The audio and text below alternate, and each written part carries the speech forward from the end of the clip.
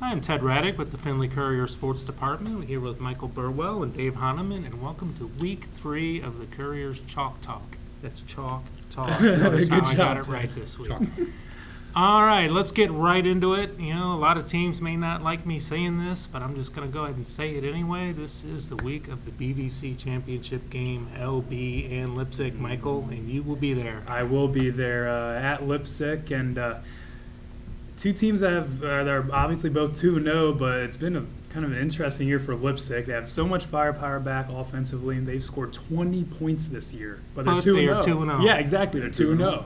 On the other hand, LB has scored 83 points this year and is 2-0 as well. So maybe the scoring really starts for Lipsick this week. Maybe it'll be a shootout, or else maybe LB really puts the hammer down and takes control of the BVC.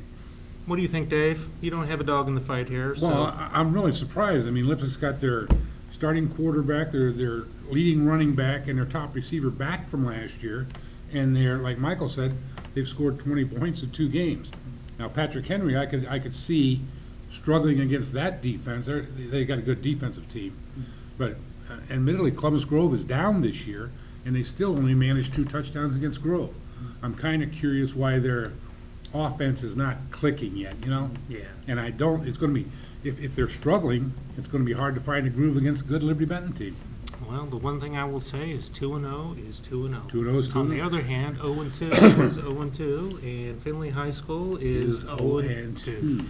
Now, they get Toledo Start this week.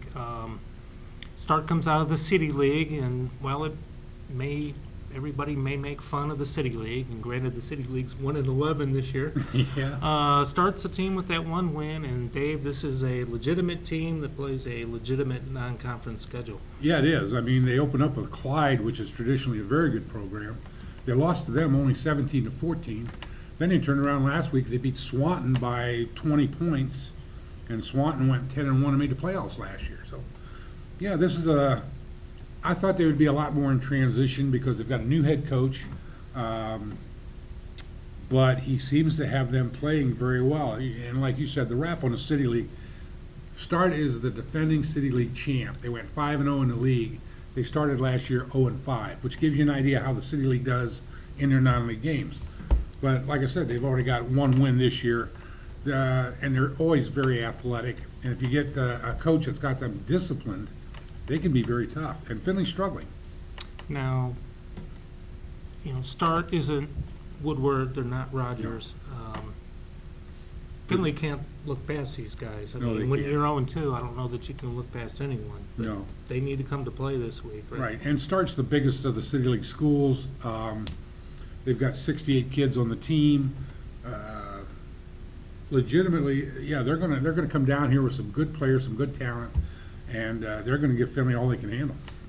Okay, this week I will be at Patrick Henry as they host Columbus Grove. And as we mentioned here, the common denominator for both teams is a close loss to Lipsick. Both these teams are 0-2. Both are very prideful, very tradition-laden. Both probably think they can do some damage inside their conference, but the bottom line is someone's going to come out of this game 0-3. I mean, that's definitely not a way to start any season, or not how any team wants to start the season. So, yeah, there's going to be some heavy hitting in that game. I'm looking forward to it because I think both these teams, you know, it's well documented. Patrick Henry lost 18 starters off of last year's team. Grove only has 4 seniors this year. Right. It's time to buckle up and get down to winning now. I know Bill Insman is just itching to get a win for this group. It's a young team, a lot of transition, a lot of turnover, and what they need is a win to sort of get those younger kids in the groove that says, you know, we can compete with everybody in the league. And I know Grove's thinking the same way. You know, they're starting a freshman quarterback, and they're going to be a lot better in week 8 and 9 than they are here at this point of the season. Okay, well, be sure and check thecourier.com Friday night and the Courier on Saturday for all the scores and updates, and we'll see you next week.